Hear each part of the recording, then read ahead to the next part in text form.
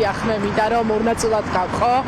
ოდირის შეფასება, ერთი ნაწილი როგორ პასუხობს ის დღევანდელ კონტექსტს და მეორე უკვე შინაარსობრივი შეფასება, იმიტომ რომ როგორც თქვენ აღნიშნეთ, ძალიან მნიშვნელოვანია ეს ორი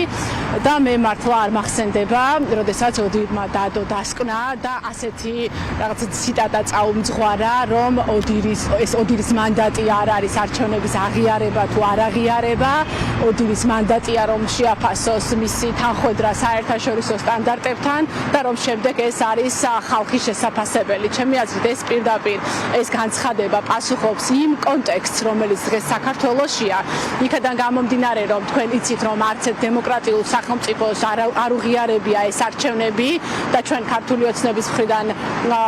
სულ ვისმენთ, რომ ისინი ახლა ელოდებიან ოდირს ის დასკვნას, რომელიც იქნება აღიარება და აი ამისთვის რომ არ ეპასუხათ, რომ ეს არის აღიარება თუ არა, სწორედ ამას მიუძღვნა ოდირმა და დაუტოვა ეს ქართულ ხალხს შესაფასებლად და თავად ანგარიში არის ძალიან კრიტიკული და მე მართლა არ მახსენდება ასეთი კრიტიკული ანგარიში ყოველ შემთხვევაში იმ პერიოდში, რაც მე არჩევნებზე მუშაობ 2008 წლიდან შესაძლოა მანამდე იყო. კრიტიკულში გულისხმობ იმას, რომ მართლა 2-3 წინადადების გარდა, რომელიც შეიძლება პოზიტიურად იყოს აღქმული, დანარჩენი მართლა არის კრიტიკული და ფაქტიურად იმეორებს იმ ყველაფერს, რაზეც ჩვენ მათ შორის ადგილობრივი სადამკვირვებლო ორგანიზაციები ვსაუბრობდით და ამ დასკვნაში არანაირად არაფერია თქვა იმასთან დაკავშირებით, რომ ეს არჩევნები თავისუფალი ან სამართლიანი იყო, პირიქით ძალიან კრიტიკულია ყველა მიმართულებასთან დაკავშირებით და შევეცდები გავშალო კონკრეტულად რა საკითხებია წარმოჩენილი, ხო? წინასაარჩევნო პერიოდთან დაკავშირებით მიგნებები ოდირის საბოლოო დასკვნის. ხო, თავარი მიგნებები ოდირის არის წინასაარჩევნო პერიოდში თავისუფლების და ასე ვთქვათ სივრცის შეზღუდვა, მათ შორის სამოქალაქო საზოგადოების, ეს არის ხაზგასმული, ასევე ხაზგასმულია ის, რომ კი იყო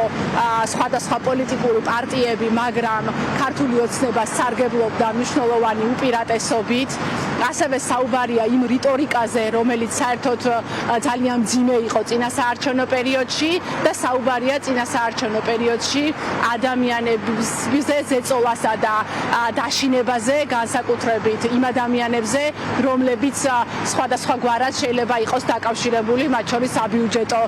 დაფინანსებაზე, საჯარო მოხელეებით თუ ასე შემდეგ. ანუ მთავარი არის ხაზგასმული, რომ წინასაარჩევნო პერიოდში ხდებოდა ადამიანების, ასე ვთქვათ, ნების კონტროლისთვის გადადგმული ნაბიჯები, ნახეს, რაც პირდაპირ წინააღმდეგობაშია თავისუფალი არჩევნების პრინციპთან, რომ ადამიანმა თავისუფლად და უშიშრად მიიღოს არჩევნებში მონაწილეობა. ასევე ხაზგასმულია ერთი წერია, რომ კანონმდებლობა იძლეოდა კარგი არჩევნების ჩატარებასო, ანუ შეიძლებოდა და მართლა ასეა, ცუდი კანონითაც შეიძლება კარგი არჩევნების ჩატარება, მაგრამ კარგი კანონითაც შეიძლება ცუდი არჩევნების ჩატარება. ზუსტად ნამდვილად ასეა, თუმცა წერია იქვე, რომ 2020 წლის შემდეგ ძალიან ბევრჯერ შეიცვალა საარჩევნო კანონმდებლობა საქართველოსი და პირდაპირ წერია, რომ ეს კითხვებს აჩენდა და მიმართული იყო ქართული ოცნების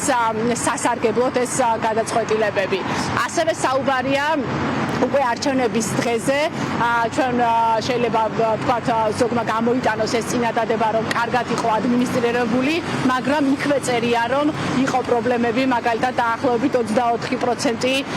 ფარულობასთან დაკავშირებით და პირდაპირ წერია ამომრჩევლის აღრიცხვა, ამომრჩეველთა დაშინება, ამომრჩეველზე ზეწოლა, ასევე ის კამერები, რომლებიც ეყენა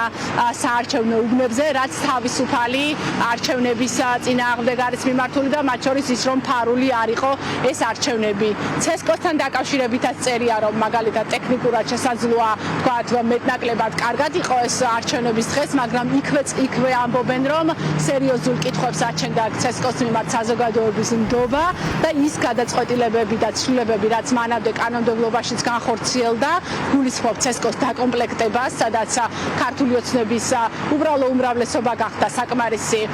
ასე ვთქვათ, პროფესიული წევრების დასანიშნად და ასევე გადაწყვეტილების მიღებისთვის ცვლილებები, რომელიც უბრალო უმრავლესობით აძლევდა CSKO-ს შესაძლებლობას.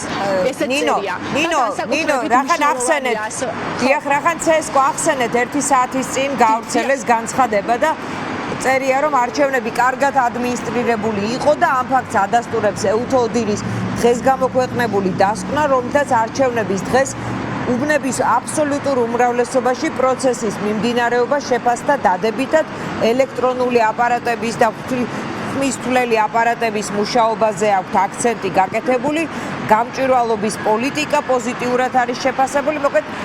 CSKO მიესალმა, ასე ვთქვათ, და ამოკრიბა დასკვნიდან მისთვის სასურველი ფრაგმენტები 1 საათის წინ გავრცელდა ცენტრალური საარჩევნო კომისიის ეს განცხადება. ნახეთ, რა არის მნიშვნელოვანი მე საზოგადოებასაც ვეთქვი დიანა, ჩვენ უნდა ვიცოდეთ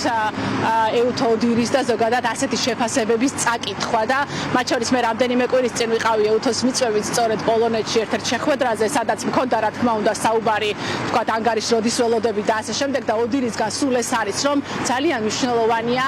არჩევნების პროფესიონალებმა სწორად მიაწოდონ საზოგადოებას ანგარიში და გადაუთარგმნონ. ამიტომ CSKO-მაც ეს უნდა გააკეთოს. მე აქ ვთქვი ხო და წერია პირდაპირ თქვათ ველო ადმინისტრირებთ ხო, მაგრამ კარგად ადმინისტრირებული, მაგრამ იქვე წერია რომ CSKO-ს მიმართ ნდობა არ იყო საზოგადოების და დაბალი იყო და ის კითხვები, რაც CSKO-ს დამოუკიდებლობას ეხება. ამიტომ CSKO-მ ასე უნდა გამოიტანოს, თუ უნდა მას ნეიტრალური შეფასება, რომ თქვა ტექნიკურად შესაძლოა რაღაცა კარგად გააკეთეს, მაგრამ CSKO-ს მიმართ ნდობა არ იყო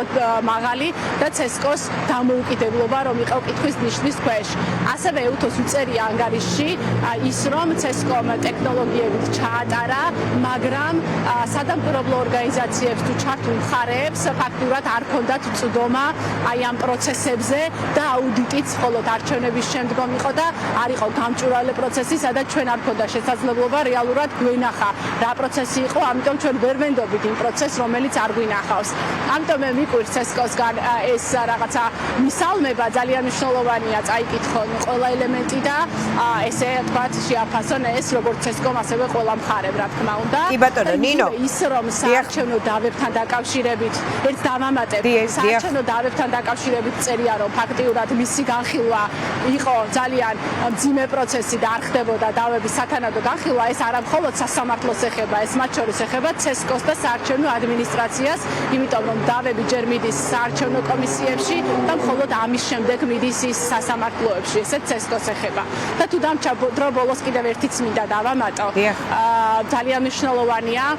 მიმდინარე პროცესებთან დაკავშირებით გამოხმაურებაც, რომ პროტესტების დროს დაკავებული ადამიანები არა ადამიანური მოპყრობა და წამება, ესეც არის ხაზგასმული და ფაქტიურად რო შევაჯამოთ, ეს არის ძალიან კრიტიკული დასკვნა, რომელზეც ეუთო გვეუბნება, რომ ჩვენ ამას გვაფასებთ საერთაშორისო სტანდარტებით, თუმცა ჩვენ არ ვსაუბრობთ აღიარებაზე თუ არაღიარებაზე და ეს ქართულმა ხალხმა გადაწყვიტოს. ეს არის ძალიან მნიშვნელოვანი მესიჯი კონტექსტის გათვალისწინებით და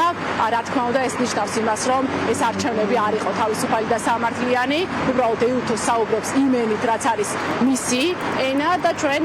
საზოგადოების სხვადასხვა ნაწილები ვიყენებთ სხვადასხვა ასე ვთქვათ მესიჯებს, რომელიც ჩვენი კომპეტენციის ფარგლების და ჩვენი ასე ვთქვათ მისიის ფარგლებში არის. კი ბატონო და ერთ-ერთ ანგარიში სხვათა შორის მახსოვს, რომ ლეგიტიმაციის ზღვარი ასეთი იყო ერთ-ერთი წინაარჩევნები შეფასებული. ლეგიტიმაციის ზღვარზე გაიარა არჩევნებმა, ასეთი შეფასება იყო, არა ეუთოს თუ არ ვცდები ეს იყო USAID-ის მხრიდან თუ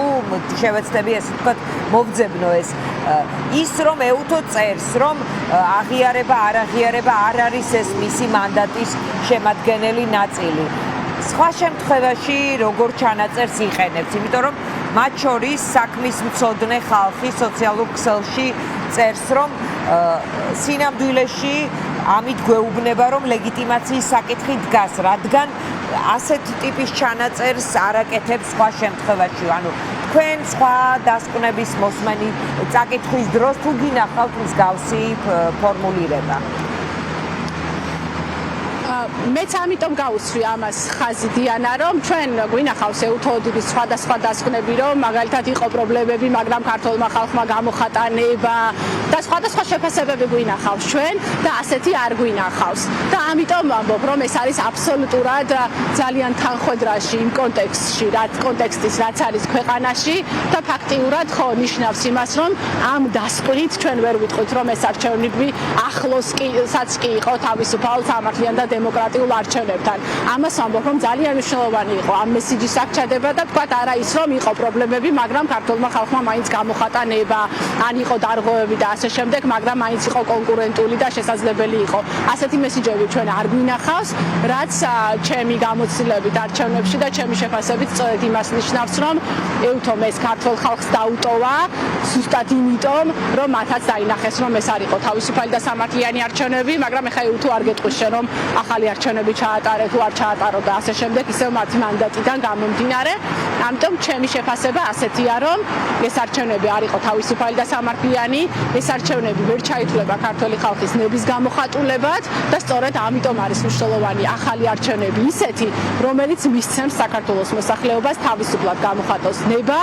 და დამოუკიდებელი ინსტიტუტების პირობებში და მე ვფიქრობ, რომ ეუთოს ეს დასკვნა ამის შესაძლებლობას იძლევა. მე ყოველ შემთხვევაში ასეთი შთაბეჭდილება მაქვს ნამდვილად.